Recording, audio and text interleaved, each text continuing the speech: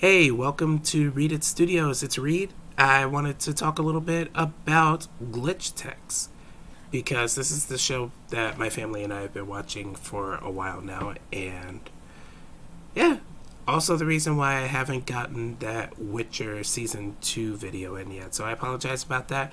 But in the meantime, let's talk about this. All right, so left to right, this handsome whatever he's called is Mitch Williams. Then there's Miko, there's High Five, there's Hanish, and Zara. And these are the primary characters. There's also Ridley, who works as a primary antagonist. There's also, well, not primary antagonist, I guess more so a anti-hero. And then there are a few other characters who make their mark in the series. And I gotta say, I like it.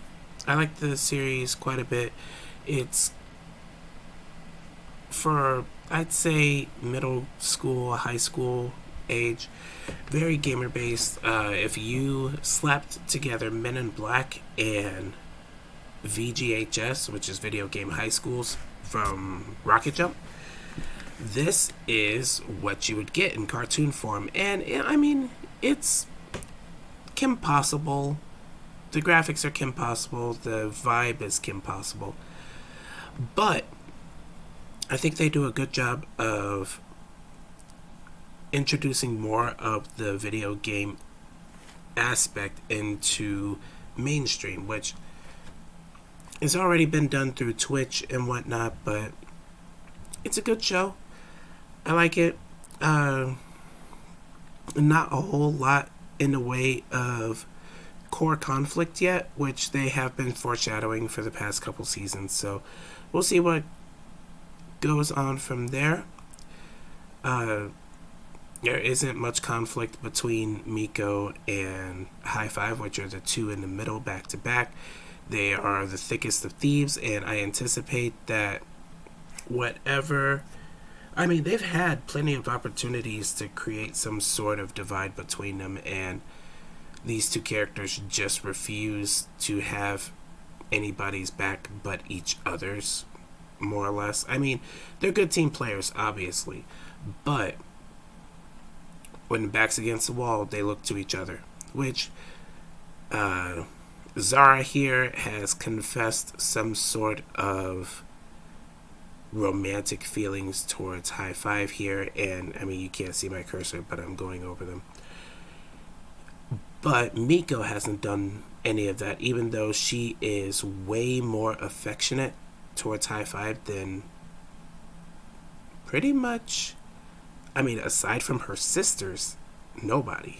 Her sisters, her family, her mom and dad, and High Five.